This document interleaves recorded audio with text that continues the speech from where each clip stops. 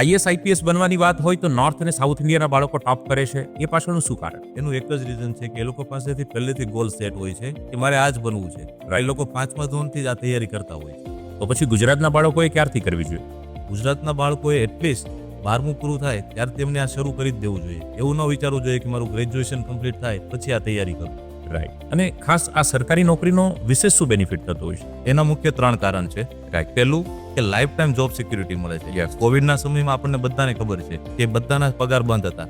એક જ એવું સેક્ટર હતું ગવર્મેન્ટ સેક્ટર કે જેમનો પગાર શરૂ હતો. રાઈટ. બીજું કારણ એ છે કે તમને ગવર્મેન્ટ જોબ જ્યારે મળે છે ત્યારે તમારું સમાજમાં માન સન્માન વધી જાય છે. ચોક્કસ. ત્રીજું કારણ એવું છે કે તમે સાચા અર્થમાં લોકોની સેવા કરવી છે તો આ ફિલ્ડમાં આવી શકો અને તમે સારા સમાજનું નિર્માણ પણ કરી શકો. બરાબર. તમારો આ ફિલ્ડમાં ઘણો અનુભવ છે. અનુભવના આધારે વિદ્યાર્થીને માર્ગદર્શન આપવું હોય તો આપ શું કહેશો? જીપીએસસી યુપીએસસીની યાત્રા એ સખત અને સતત મહેનતની છે. રાઈટ. ગુજરાતના બાળકો જે છે એ સખત મહેનત તો કરે છે પણ સતત નથી કરી શકતા. યસ. જો તમે પણ સખત અને સતત મહેનત કરવા ઈચ્છતા હોય તો સનરાઈઝ ઇન્સ્ટિટ્યૂટ ચોક્કસથી તમારી મદદ કરશે. જે સુરત વરાછાની અંદર 4 બ્રાન્ચ છે, અબ્રામા, સુદામા ચોક, યોગી ચોક અને સીતાનગર ચોકડી. તો તમે પણ નજીકની બ્રાન્ચનો સંપર્ક કરી અને આ દિશામાં આગળ વધવાનું સ્વપ્ન સાકાર કરી શકો છો. આ વાત પર વિચાર જરૂર કરજો.